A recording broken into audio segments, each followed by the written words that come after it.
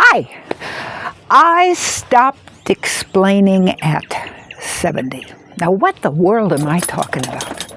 Well, I'm talking about telling you to consider doing the same thing a lot sooner. I mean it.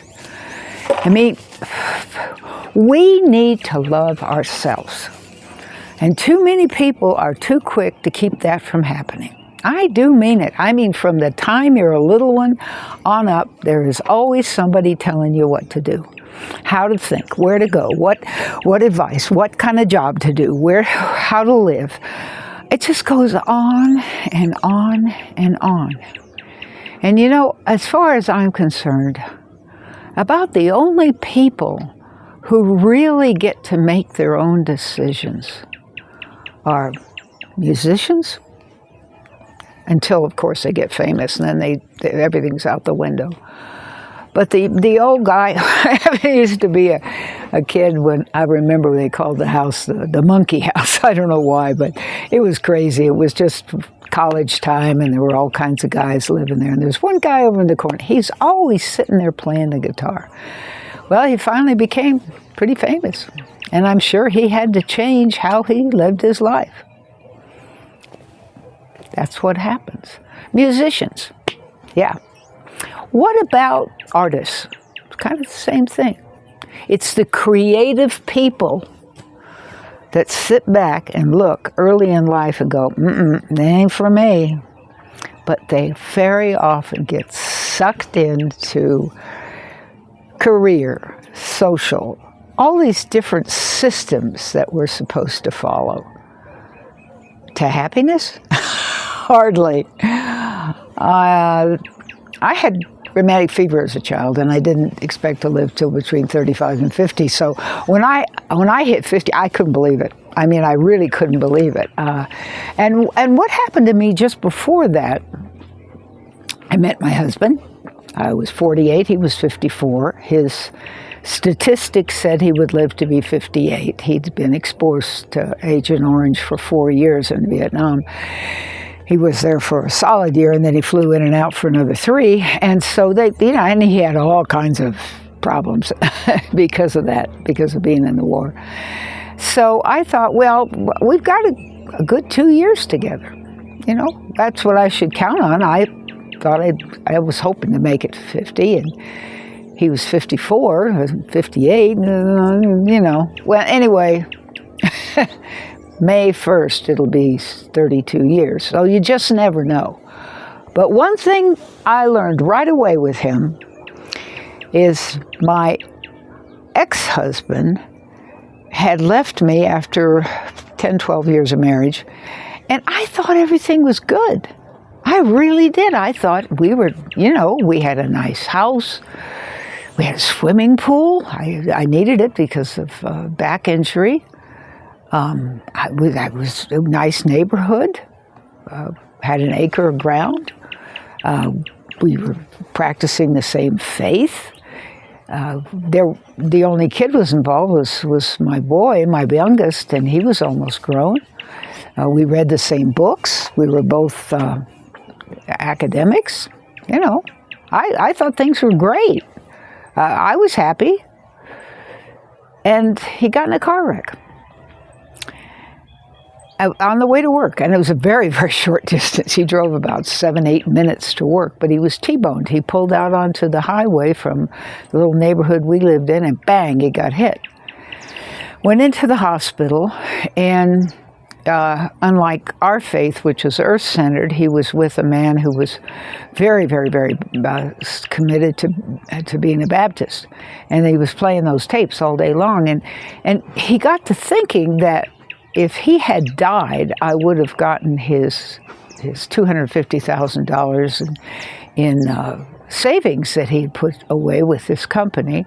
And I don't know if he had life insurance. I never asked him. I wasn't. Even though I have 2 degrees in business, I'm not as thorough about that kind of thing as I should be. I'm much more concerned about living life. Anyway. All of a sudden one day he said, I want a divorce. What? I was taking care of him in the hospital. I was doing everything I should have done. I was taking care of the church. I was, minding all the things. And he said, I just wanted a divorce. He said, if I'd have died, you'd have had $250,000. You'd run off with somebody else. What a stupid thing to say to me. I mean, it was just ick. I'm like, are you kidding me? When you die, and when someone dies, the other person is expected to find a way to muddle through. I couldn't believe it. Anyway, that convinced me that I was going to live my life as fully as I could with as much enjoyment as possible. Absolutely possible. Well, we had a beautiful bounder camp. Well, no, I'm sorry. At that time, we had a pretty crappy thing. Anyway, it was an RV. So I had met my husband, Don. He was my husband then.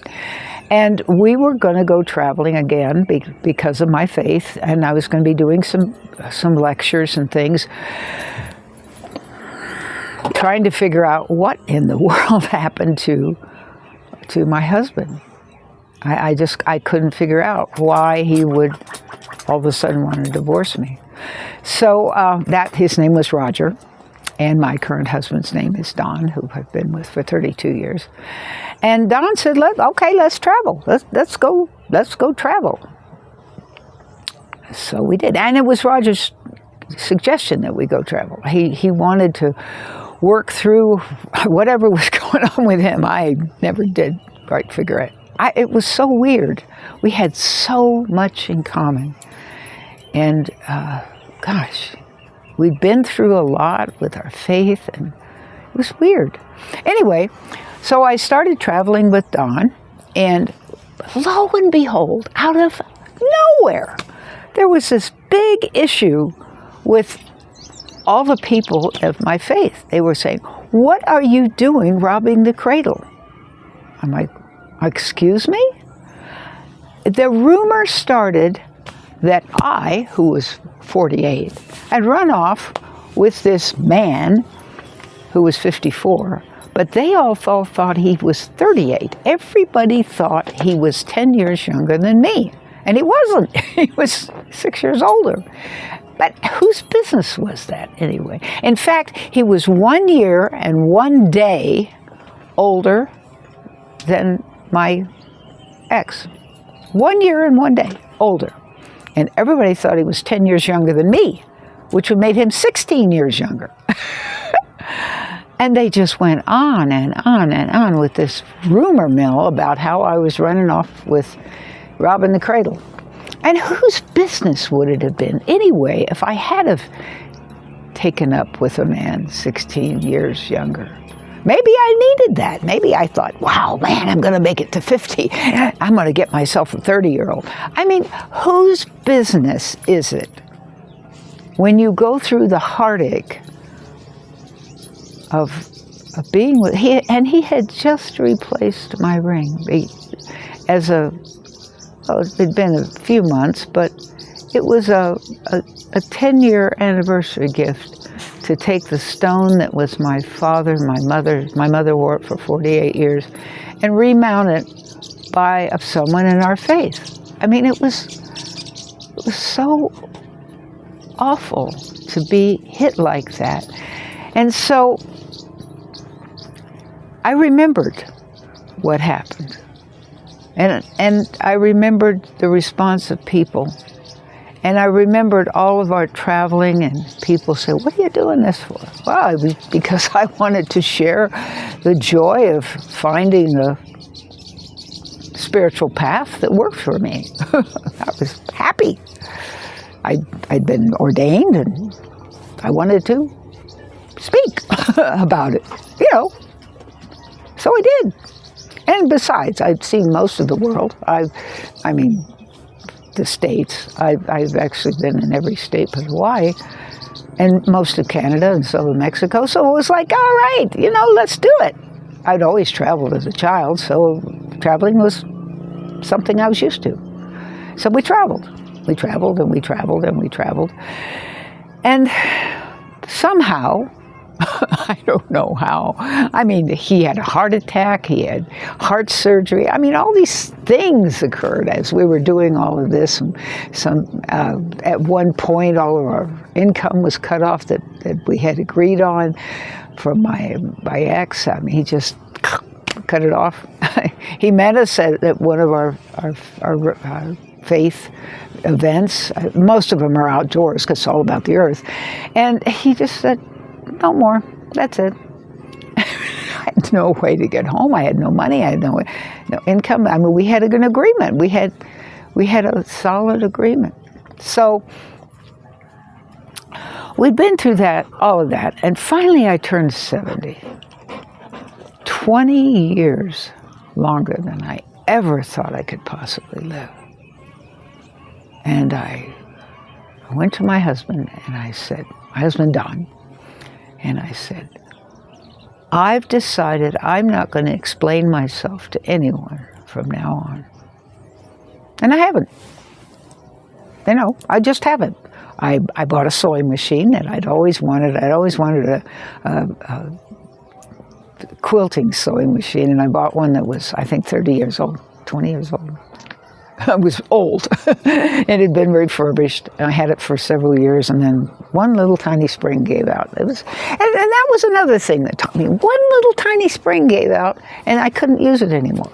And here I'd wanted one so much in my life. And I think that's what happens to us. One little tiny spring gives out. One little tiny person decides to, what my daughter calls throwing you under the bus. Sabotage, just what it is. And oftentimes we self-sabotage. We do. We fall into the government, the parents, the grandparents, the aunts, the uncles, the friends. They say, oh, you have to have a house. Oh, by the time you're 30, you have to have a house. It has to be 2 bedrooms, at least. Better be 3 bedrooms, 2 baths. Yeah, 3 bedrooms, 2 baths. That's what you got to have. And you got to have a job. You got to have a steady job. A job you've worked at, well, at least 10 years, And you got to have a retirement plan and all this. And I never, ever thought of retirement plan. Why would I? Shoot. I mean, I'd been told I'd make it to 35 or 50 because of the disease I had. And then my mother died of breast cancer, as did my grandmother. Now, come on. You look at that, and I'd had ulcerative colitis since I was 16. So I had all these things saying, you ain't gonna ever retire, lady. That's what it said. That's the message I got. You will never retire. So why on earth would I fall into a program where I had to have a 3-bedroom, 2-bath house with a great big mortgage, go to the same job every day, not do the things I really wanted to do, which was, enjoy myself, see the world, meet people. I'm very empathic. I'm a triple Aquarius, Sun, Moon, and Mercury, all in Aquarius, with a Capricorn and Mars conjunct, which makes me a workaholic. I've got to go find people and help them if I can. That's why I'm here today. I'm telling you, don't fall into the same path. And don't share this with your friends who are 50, 60, 70. No. Share this with your friends who are 20 or 30. Tell them, hey, there's this crazy old lady on YouTube who's telling me you gotta look at life in a different way. You gotta make your own choices. You don't have to explain it to other people. I know. I remember the first thing I really did that was so defiant. When I was 3, my mother showed me how to embroider. And I think she did it because she wanted me to prick myself and die, but she didn't want a girl. Anyway, she gave me this embroidery, and I did it. I loved it. Oh my God, I loved it. I was in love. And so she sewed with a machine, but I would take the scraps and sew them together. And by the time I was 5 years old, I was making doll clothes.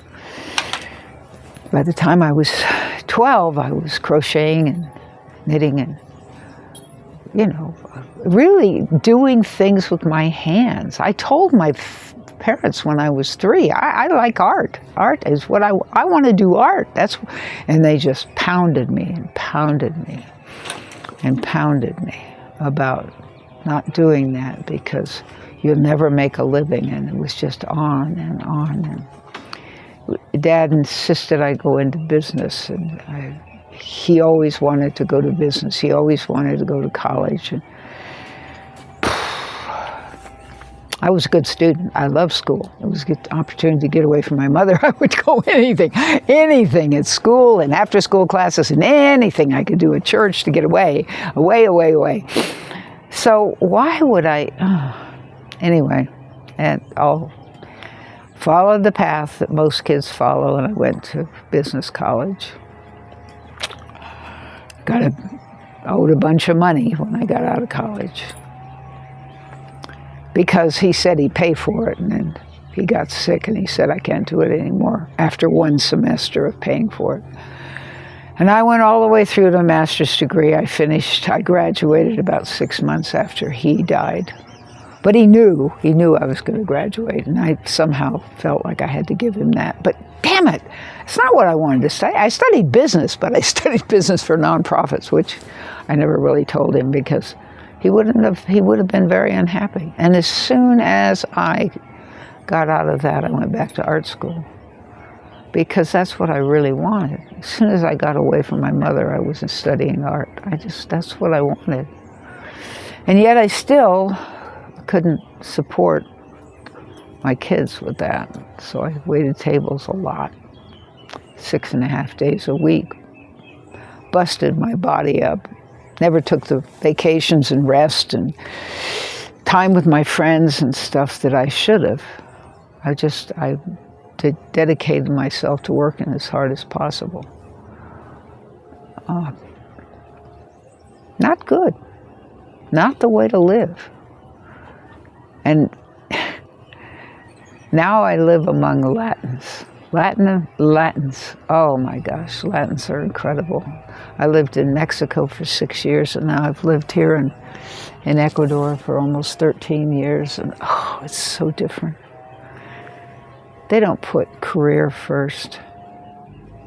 They put family first. They don't put money first. They put time with family first. Time with extended family.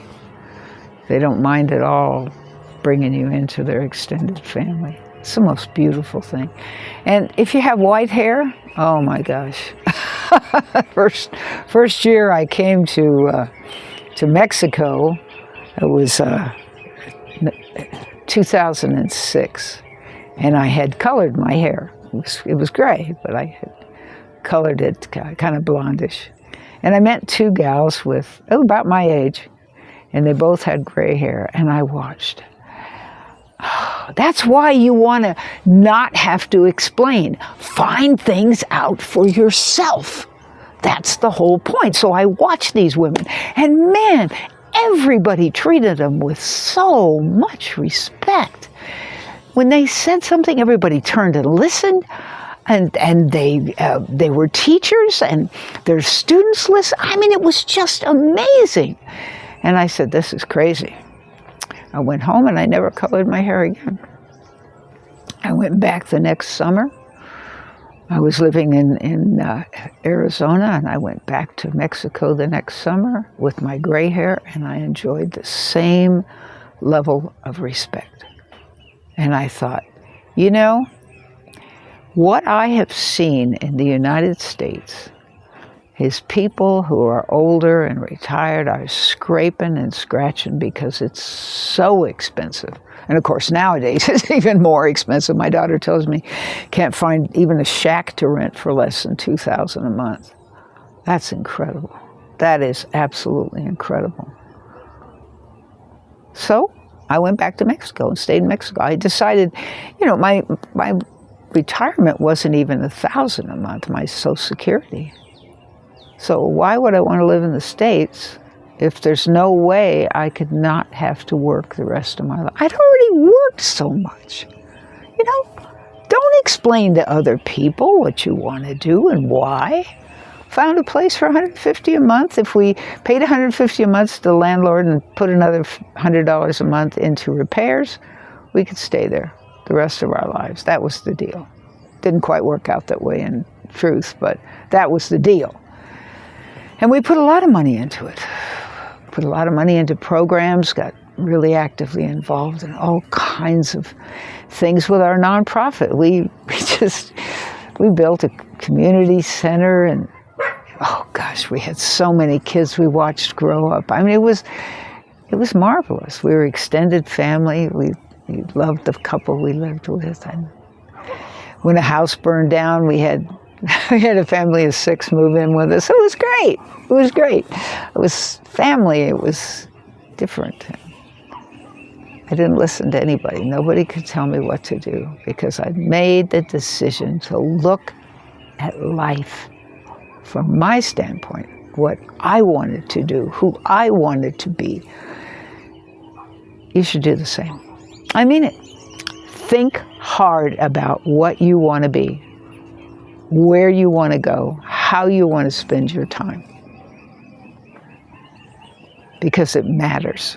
It really matters. Not only matters to you, it matters to your kids and what they learn from you, if you have children, or your grandkids, or your friends' kids. And it matters to how you feel when you know you don't have a lot of time left. My husband and I both know we don't have a lot of time left. So he has this massive map on the wall that shows all the places he's been. He's almost circled the world. My dad did circle the world. And there's just an incredible feeling to know that you've circled the world. I've seen a lot of the world. I don't really want to see any more of it. I'm just so happy to be back on a farm, growing things, seeing flowers. Flowers. There are flowers right over here. The little red flowers and the yellow flowers. I don't know if you can see them or not, but they're there. Oh, I think there's some right down here. Yeah, see? And that makes me happy. It makes me happy to only have to go into the village once a week. I could go more if I wanted to, but I don't. I want to be here. I want to be making my art.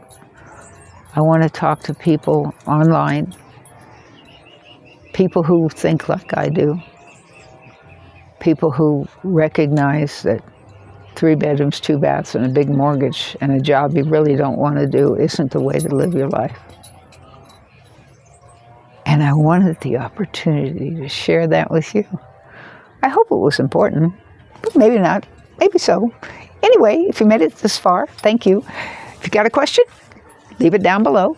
I'll get back to you. And while you're down there, you can check out our nonprofit. We've for 34 years into doing all kinds of things. And 2 of us are artists, and there's things down there that will remind you to take care of the earth. So take a peek at those. If you want anything from me, just ask me. I'll talk to you. Thank you.